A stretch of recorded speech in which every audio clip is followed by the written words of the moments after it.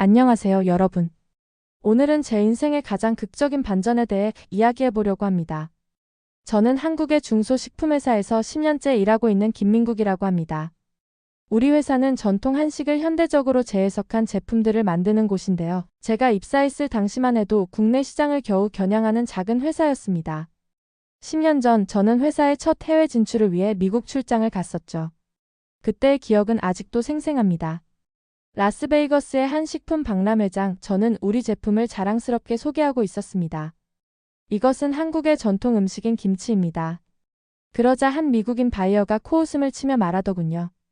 누가 이런 냄새나는 음식을 먹겠어요? 여기는 미국이에요, 아저씨. 그 순간의 모욕감은 이루 말할 수 없었습니다. 얼굴이 화끈거리고 목구멍까지 뜨거워지는 것 같았죠. 하지만 그보다 더 아팠던 건 우리 음식 문화에 대한 그들의 무지와 편견이었습니다. 그날 밤 호텔방에서 저는 이를 갈며 다짐했습니다. 언젠가는 꼭 이 사람들에게 우리 음식의 진가를 알려주겠다고 말이죠. 그로부터 10년이 흘렀습니다. 그동안 우리 회사는 꾸준히 성장했고 저 역시 중간 관리자 자리에 올랐죠. 그러던 어느 날 믿기 힘든 일이 일어났습니다. 미국의 대형 식품 유통업체로부터 연락이 온 거예요. 우리 제품을 수입하고 싶다는 내용이었습니다. 오늘은 10년 만에 갑과 을이 바뀐 이 스토리에 대해서 얘기해드리려고 합니다. 잠시 구독과 좋아요를 눌러주신다면 더 많은 사연으로 보답드리겠습니다. 처음에는 농담인 줄 알았습니다. 하지만 이메일을 거듭 확인해보니 진심이더군요. 그들은 우리 회사의 김치, 고추장, 떡볶이 소스에 큰 관심을 보였습니다. 심지어 비행기 티켓과 숙소까지 제공하겠다고 했죠. 저는 얼떨떨한 마음으로 다시 미국행 비행기에 올랐습니다. 인천공항에서 비행기를 기다리는 동안 10년 전의 기억이 주마등처럼 스쳐 지나갔습니다. 그때의 부끄러움, 좌절감, 그리고 그 이후의 끈질긴 노력들. 모든 것이 이 순간을 위한 준비였던 것만 같았죠. 비행기에 오르면서 이번엔 꼭 성공하리라는 다짐을 되새겼습니다. 미국에 도착하자 저를 맞이한 건 10년 전과는 완전히 다른 풍경이었습니다. 공항에서부터 한국 음식 광고가 눈에 띄었고 택시 기사는 제가 한국인이라는 걸 알고는 자기가 좋아하는 한국 음식에 대해 열변을 토하더군요. 이 모든 게 꿈만 같았습니다. 미팅 장소에 도착하자 그곳에는 미국 최대 식품 유통업체의 임원들이 저를 기다리고 있었습니다. 그들은 한국어로 안녕하세요라고 인사를 건네며 저를 반갑게 맞아주었죠. 회의실에 들어서자 테이블 위에는 우리 회사 제품들이 가지런히 놓여 있었습니다. 임원 중 한 명이 말했습니다. 김치의 매출이 작년에 비해 300% 증가했어요. 한국 음식에 대한 수요가 폭발적으로 늘고 있습니다. 우리는 귀사와의 파트너십을 통해 이 시장을 선도하고 싶습니다. 저는 감격에 겨워 말을 잇지 못했습니다. 10년 전 그 박람회장에서의 기억이 떠올랐고 그동안의 노력들이 주마등처럼 스쳐 지나갔죠. 눈시울이 붉어지는 걸 느끼며 저는 깊은 숨을 내쉬었습니다. 그리고 천천히 입을 열었습니다. 10년 전 제가 처음 미국에 왔을 때 이렇게 저의 이야기를 시작으로 우리는 긴 대화를 나누었습니다. 한국 음식의 매력, 그 속에 담긴 문화와 역사, 그리고 앞으로의 가능성에 대해 말이죠. 그들은 진지하게 경청했고 때로는 날카로운 질문을 던지기도 했습니다. 회의가 끝나고 나왔을 때 저는 마치 구름 위를 걷는 것 같은 기분이었습니다. 10년 전의 그 부끄러움과 좌절감은 이제 자부심과 희망으로 바뀌어 있었죠. 이제 우리의 음식이, 우리의 문화가 세계 무대에서 인정받고 있다는 사실이 실감났습니다. 하지만 동시에 책임감도 느꼈습니다. 이제 시작일 뿐이라는 것, 앞으로 더 많은 노력이 필요하다는 것을 잘 알고 있었죠. 그래서 저는 다시 한번 마음을 다잡았습니다. 우리의 음식 문화를 세계에 더 널리 알리고 그 가치를 인정받기 위해 계속 노력하리라고 말이죠. 미국은 이제 한국 음식을 하나의 경제적 자산으로 바라보고 있다는 걸 알게 되었습니다. 우리의 음식, 우리의 문화가 어떻게 세계를 사로잡게 되었는지 이제부터 그 과정을 하나하나 자세히 들여다보려고 합니다. 여러분, 제가 미국에서 경험한 가장 놀라운 일 중 하나를 들려드리겠습니다. 바로 떡볶이의 엄청난 인기에 관한 이야기죠. 처음 이 사실을 알게 되었을 때 저는 정말 믿기 힘들었습니다. 우리나라에서야 떡볶이가 국민 간식이지만 미국에서도 그렇게 될 줄이야 누가 상상이나 했겠습니까? 그날 저는 미국 최대 식품 유통업체의 본사를 방문 중이었습니다. 회의실에서 나와 잠시 휴식을 취하던 중 제 눈에 들어온 것은 바로 라이스 케이크 코너였습니다. 처음에는 그냥 지나칠 뻔했죠. 하지만 뭔가 이상한 느낌에 다시 돌아보니 그곳에 진열된 것이 바로 우리가 잘 아는 떡볶이 떡이었던 겁니다. 순간 제 눈을 의심했습니다. 설마 저게 우리나라 떡볶이 떡일까? 하는 생각에 가까이 다가가 보니 정말 그런 거였어요. 더욱 놀라운 건 그 코너의 규모였습니다. 단순히 아시안 식품 섹션의 한 구석이 아니라 완전히 독립된 큰 코너를 차지하고 있었거든요. 저도 모르게 와 하는 탄성이 나왔습니다. 그 모습을 본 미국 직원이 제게 다가와 물었죠. 한국에서 오신 김 씨, 이게 바로 우리 마트의 자랑입니다. 라이스 케이크 코너죠. 요즘 정말 잘 나가고 있어요. 저는 궁금증을 참지 못하고 물었습니다. 대체 어떻게 이렇게 큰 코너를 차지하게 된 거죠? 그러자 그 직원은 흥분된 목소리로 설명하기 시작했습니다. 아, 그게 말이죠. 처음엔 저희도 반신반의했어요. 떡볶이라는 게 과연 미국인들 입맛에 맞을까 하고요. 하지만 작은 코너로 시작한 게 불과 6개월 만에 이렇게 커졌습니다. 지금은 우리 마트 전체 스낵 매출의 15%를 차지할 정도예요. 저는 그 말을 듣고 깜짝 놀랐습니다. 15%라니 정말 대단한 수치였죠. 그 직원은 계속해서 말을 이어갔습니다. 특히 젊은 층에서 인기가 많아요. 대학생들은 라면처럼 간편하게 끓여 먹을 수 있는 점을 좋아하고 직장인들은 퇴근 후 술안주로 즐겨 찾는다더군요. 심지어 어떤 고객들은 이걸 샐러드에 넣어 먹기도 한대요. 정말 다양하게 활용하고 있습니다. 그 말을 들으며 저는 가슴이 뭉클해졌습니다. 10년 전 그 박람회장에서 냄새난다고 코웃음 치던 그들이 이제는 우리의 떡볶이를 이렇게 즐기고 있다니 말입니다. 잠시 생각에 잠겨있던 저를 깨운 건 그 직원의 다음 말이었습니다. 아, 그리고 이건 비밀인데요. 다음 달부터는 라이스 케이크 말고 원래 이름인 떡볶이로 판매할 예정이에요. 고객들이 오히려 정통 한국식 이름을 더 좋아한다더라고요. 그 말을 듣는 순간 저는 정말 감격스러웠습니다.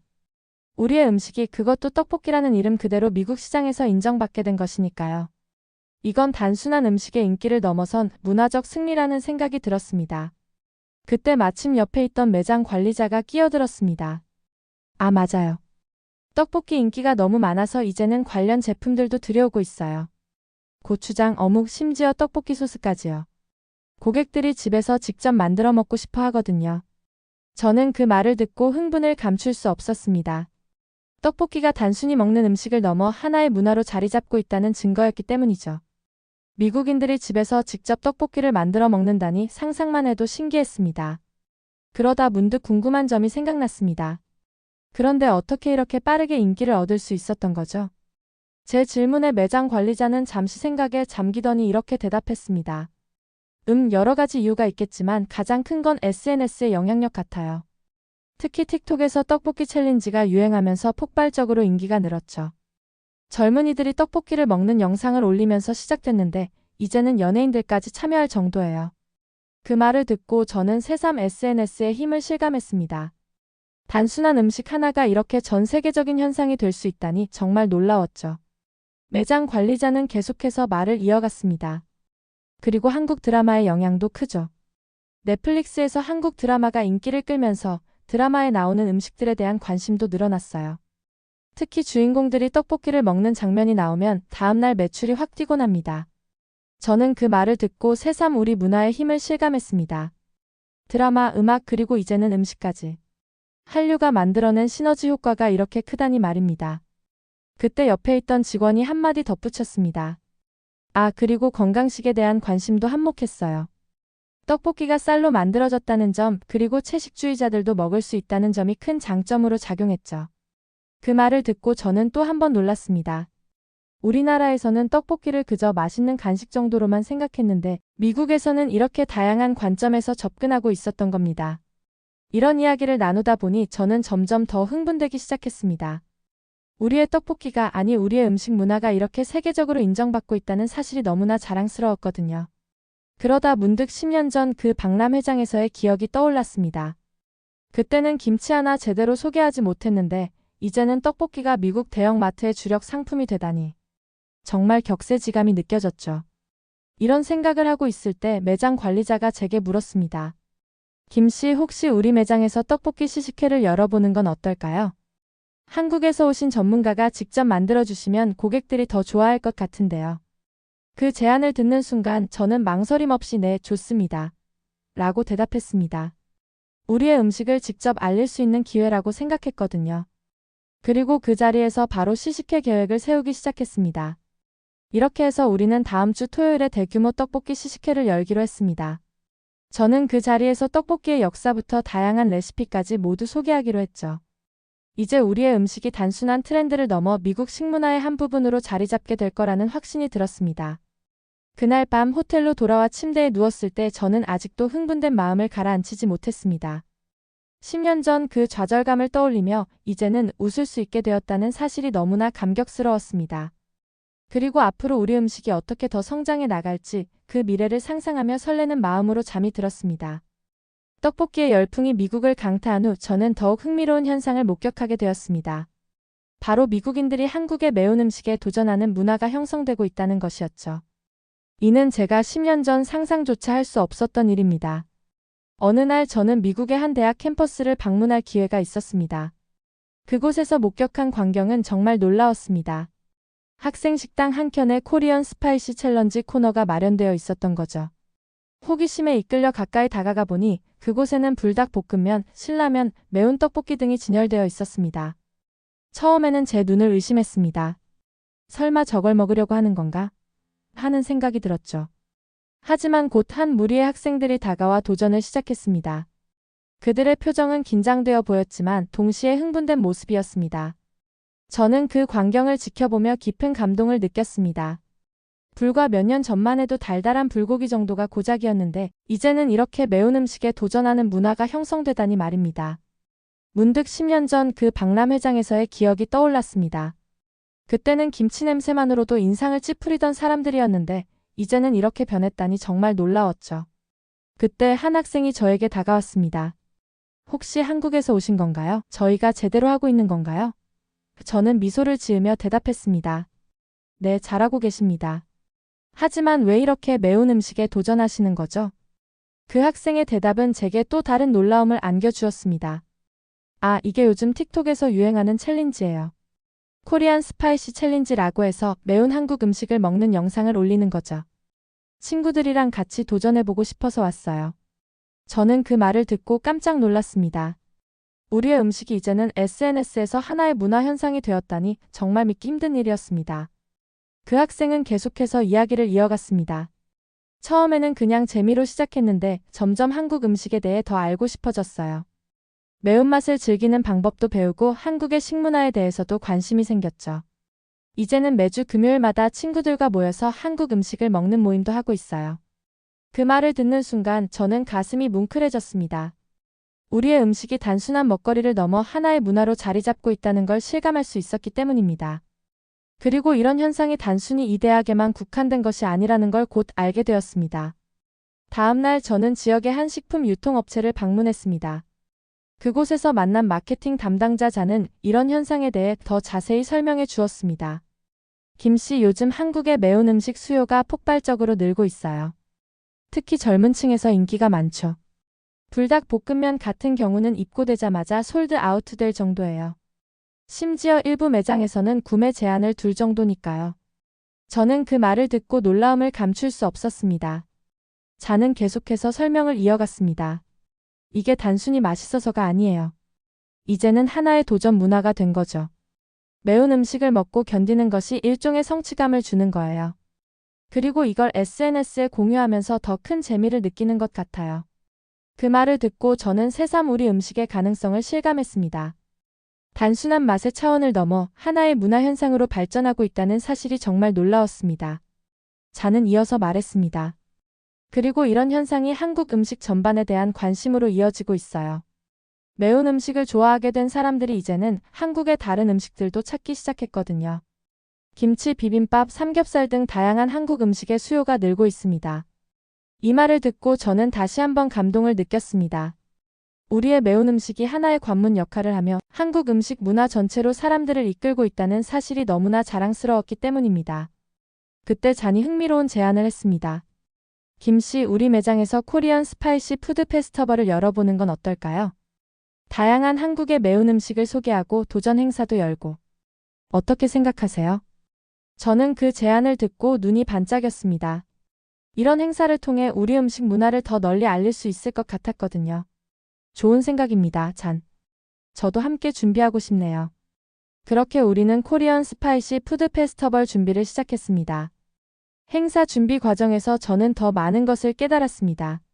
매운 음식에 대한 관심이 단순히 맛의 차원을 넘어 한국 문화 전반에 대한 호기심으로 이어지고 있다는 것을요. 예를 들어 행사 포스터를 디자인할 때 저는 이렇게 제안했습니다. 한글로 맵다라는 단어를 넣어보는 건 어떨까요? 요즘 젊은이들이 한국어에 관심이 많아서요. 이 말을 듣고 저는 또 한 번 놀랐습니다. 우리의 음식이 언어에 대한 관심까지 불러일으키고 있다니 말입니다. 행사 당일 저는 정말 감격스러운 광경을 목격했습니다. 수많은 사람들이 줄을 서서 한국의 매운 음식을 맛보려고 기다리고 있었던 거죠.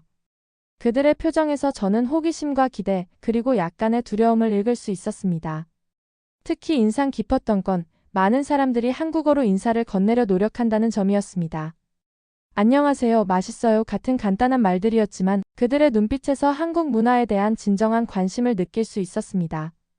행사가 끝나갈 무렵 한 젊은 여성이 저에게 다가왔습니다. 정말 감사합니다.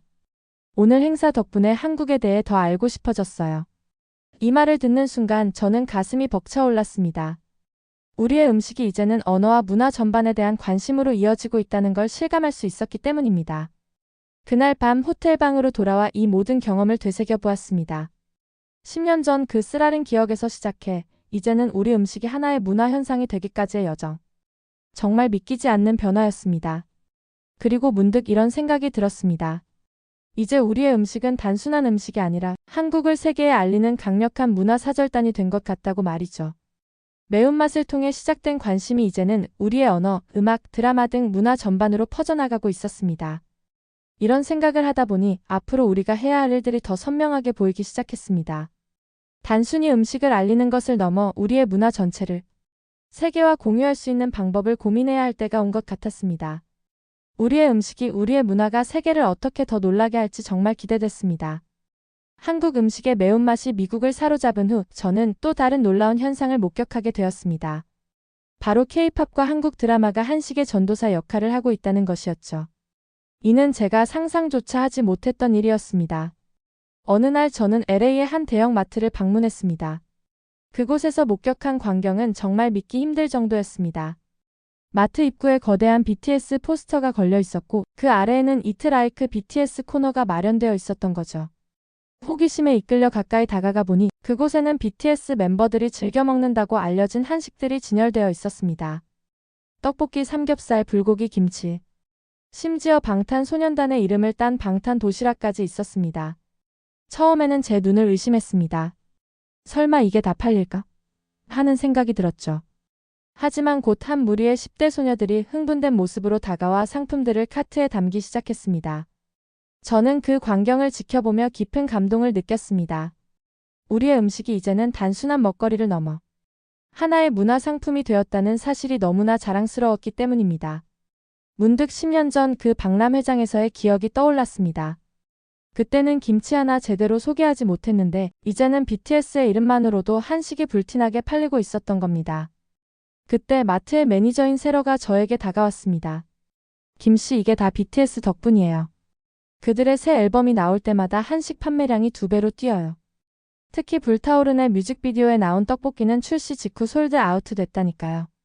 저는 그 말을 듣고 놀라움을 감출 수 없었습니다.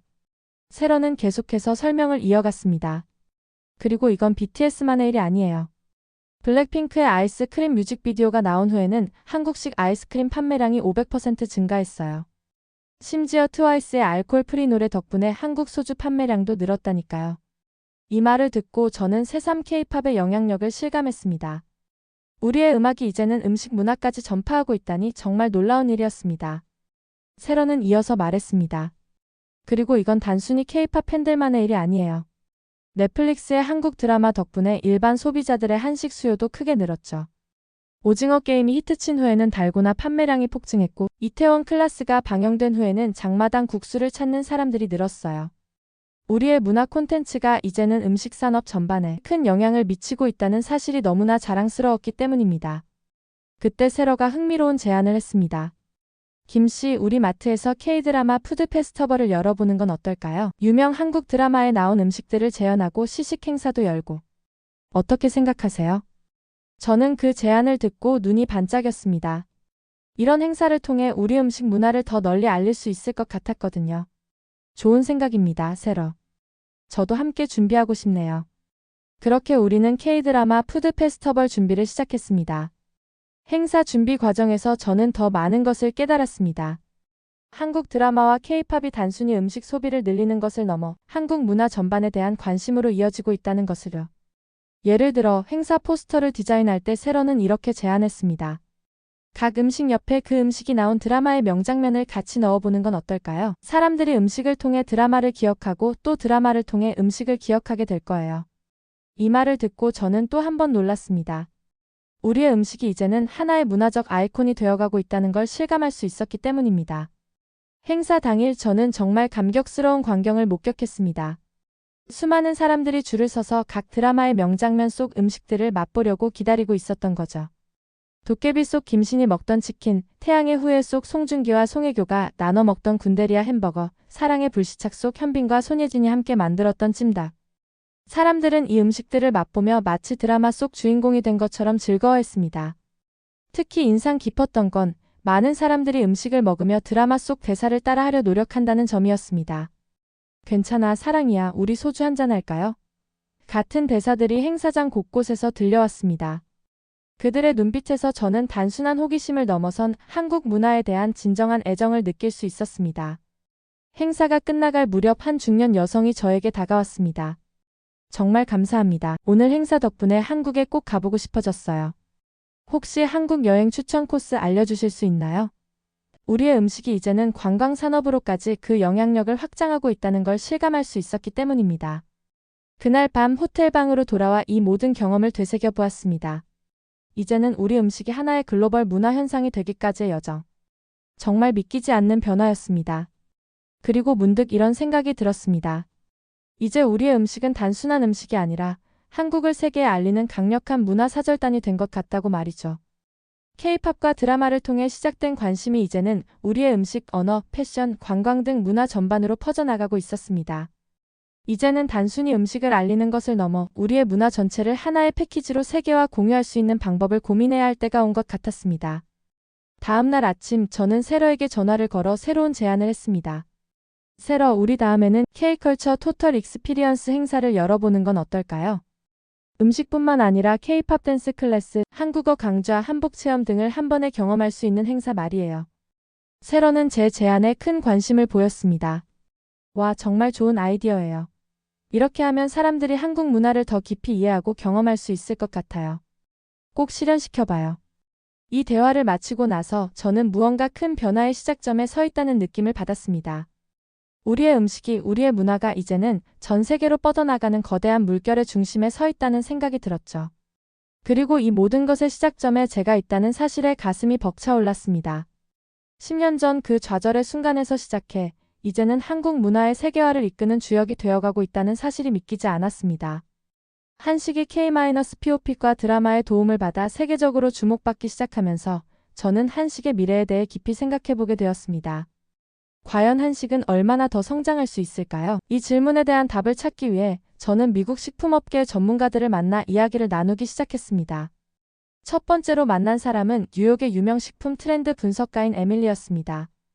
에밀리와의 만남은 제게 큰 충격을 주었습니다. 그녀의 첫마디가 아직도 귓가에 생생합니다. 김씨, 한식이 미국 식품 시장의 판도를 완전히 바꾸고 있어요. 이건 단순한 트렌드가 아닙니다. 완전한 혁명이죠. 저는 에밀리의 말에 깜짝 놀랐습니다. 혁명이라니요? 그게 무슨 뜻인가요? 에밀리는 미소를 지으며 설명을 이어갔습니다. 과거 미국 식품 시장은 유럽 음식이 주도했어요. 피자, 파스타, 햄버거. 이런 음식들이 미국인의 식탁을 장악했죠. 하지만 지금은 달라요. 한식이 그 자리를 빠르게 대체하고 있습니다. 에밀리의 말에 저는 가슴이 뛰기 시작했습니다. 10년 전 그 박람회장에서의 기억이 떠올랐습니다. 그때는 김치 하나 제대로 소개하지 못했는데 이제는 한식이 미국 식품 시장의 주류로 떠오르고 있다니. 정말 믿기 힘든 변화였습니다.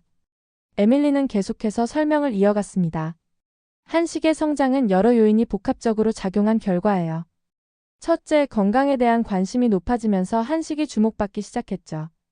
발효식품인 김치, 된장, 고추장 등이 프로바이오틱스의 보고로 인식되면서 웰빙 트렌드와 맞아떨어진 거예요. 저는 고개를 끄덕이며 에밀리의 말에 귀를 기울였습니다. 그녀의 분석은 계속되었습니다. 둘째, 미국인들이 직접 한식을 만들어 먹기 시작했어요. 이건 정말 중요한 변화입니다. 음식이 일상생활에 깊이 파고들었다는 뜻이거든요. 지금 미국의 많은 가정에서 김치찌개, 불고기, 비빔밥을 직접 만들어 먹고 있어요. 이 말을 듣는 순간 저는 깊은 감동을 느꼈습니다.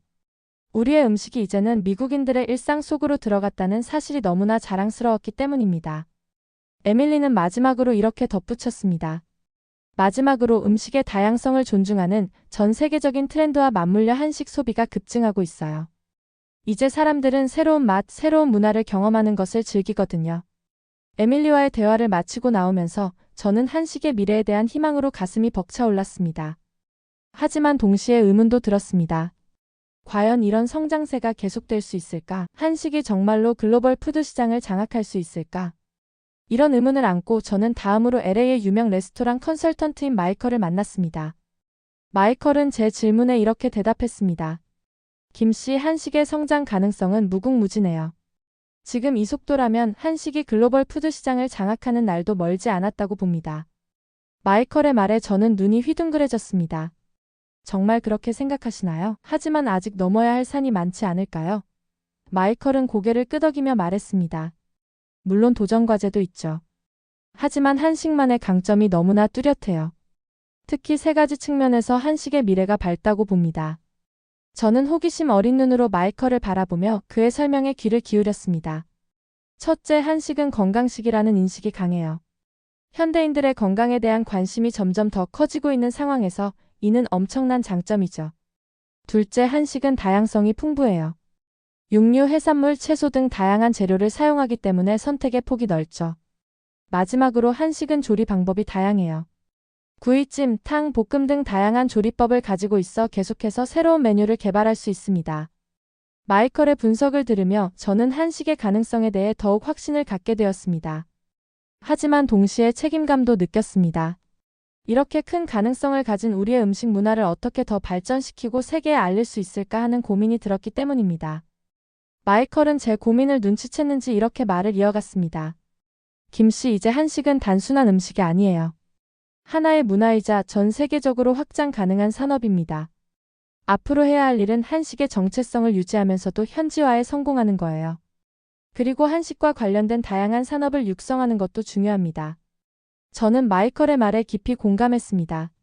그의 말대로 한식은 이제 단순한 음식이 아닌 하나의 거대한 산업이 되어가고 있었습니다.